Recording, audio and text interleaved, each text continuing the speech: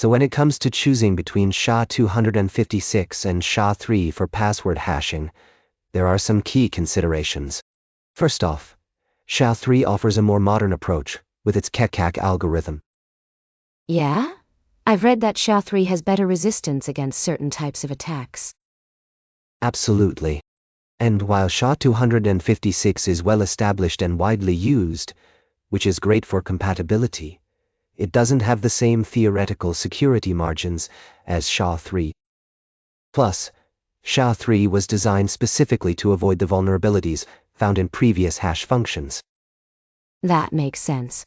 But do you think the difference is significant enough to warrant switching from SHA-256? In most cases, no. But if you're dealing with very sensitive data or want future-proofing, SHA-3 would be the safer bet. Also, let's not forget about performance. On some hardware, especially newer stuff, SHA-3 can actually be faster due to how it handles bitwise operations. Right. So it could even potentially speed up our system. Exactly. Although we should benchmark both to make sure it performs as expected in our specific environment. Oh, and another thing. Have you seen any recent research on post-quantum cryptography? It might affect how we look at these hash functions down the line. Speaking of performance and security, let's touch on bcrypt versus script. Both are designed to be computationally intensive to deter brute force attacks, but they handle memory differently. Yeah. I've heard that script is supposed to use more memory, making it harder to attack with C++. Correct. Script's design aims to increase the amount of RAM required, which makes it more resistant to hardware-based attacks like those using GPUs or ASICs.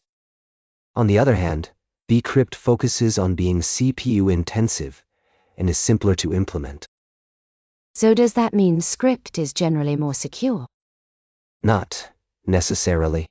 Bcrypt has been around longer and is well studied, so it's considered reliable. Plus, many systems already support bcrypt out of the box. However, if you're concerned about highly sophisticated attackers with access to specialized hardware, script might offer an extra layer of protection due to its higher memory usage. That's good to know. But how do we decide which one to use in our project? You need to consider your threat model and resources. If your system can afford the additional memory overhead and you're dealing with extremely sensitive data, go with script. Otherwise, bcrypt provides a solid balance between security and ease of implementation. That leads us nicely into discussing the speed and security trade-offs in password hashing algorithms. No matter which algorithm you choose, there's always a balance to strike between how quickly passwords can be hashed and how secure they are against attacks. True. Because if it's too fast, it becomes vulnerable to brute force attacks, right? Exactly. Algorithms like bcrypt and script are intentionally slow to make such attacks impractical. But slowing down the process also affects user experience, especially during login times. So how do we find the sweet spot? Well, you can adjust the work factor or cost parameter in algorithms like bcrypt or script. This controls the number of iterations or rounds the hash function runs through, effectively tuning the speed-security trade-off. Increasing this value makes the hashing process slower but more secure. And what about practical considerations like server load? Good point. More computationally expensive algorithms will put greater strain on your servers, especially under high load conditions. You need to ensure your infrastructure can handle the increased processing demands without impacting performance too much. Balancing these factors is key to maintaining both security and usability. Absolutely. And speaking of enhancing security, let's talk about salting mechanisms. Salts are crucial in preventing rainbow table attacks and adding an extra layer of complexity to hashed passwords. Yes, salts add randomness to each password before hashing, right? Precisely. By appending a unique salt to each password before hashing, you ensure that even identical passwords will produce different hashes. This makes pre-computed hash tables, rainbow tables, ineffective. How does the choice of hashing algorithm influence the effectiveness of salting? The core principle remains the same across algorithms.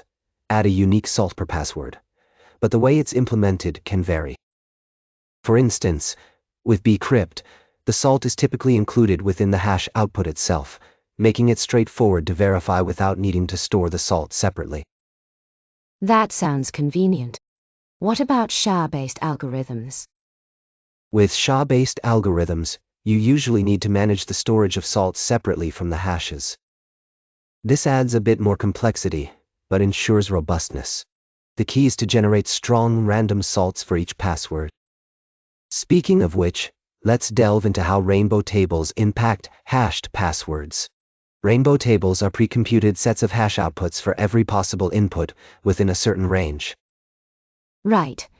They can be used to reverse hash values quickly, can't they? Exactly. Without proper measures like salting, an attacker with access to a rainbow table can easily look up the original password from its hash. This is why salting is so critical. It makes each hash unique, and thus immune to rainbow table attacks. So how effective are rainbow tables against unsalted hashes? They can be incredibly effective. Unsalted hashes provide a direct target for rainbow tables, significantly reducing the time needed to crack passwords. This is why using salts is non-negotiable in any serious password hashing scheme. Makes sense. Zoe, what's the best practice for protecting against these kinds of attacks? Always use strong, randomly generated salts for each password. This ensures that even if an attacker has a massive rainbow table, it won't help them because each hash will be unique due to the salt. Additionally, using well-regarded algorithms like bcrypt or script inherently mitigates these risks by being designed to resist such attacks. That brings up another important point: adaptive hash functions. These algorithms can adjust their computational cost based on hardware advancements, ensuring that password hashing remains secure over time. Adaptive hash functions sound like a smart solution to keep pace with technological changes. Indeed, algorithms like bcrypt and script are adaptive. They allow you to increase the work factor or memory cost as hardware gets faster. This means you can maintain a consistent level of security regardless of advances in computing power. How do you determine the right settings for these parameters? You need to benchmark the performance on your current infrastructure and set the parameters high enough to deter brute force attacks, but low enough to avoid unacceptable delays for users. As new hardware becomes available, you can reevaluate and adjust these settings accordingly. So it's an ongoing process rather than a one-time setup? Absolutely.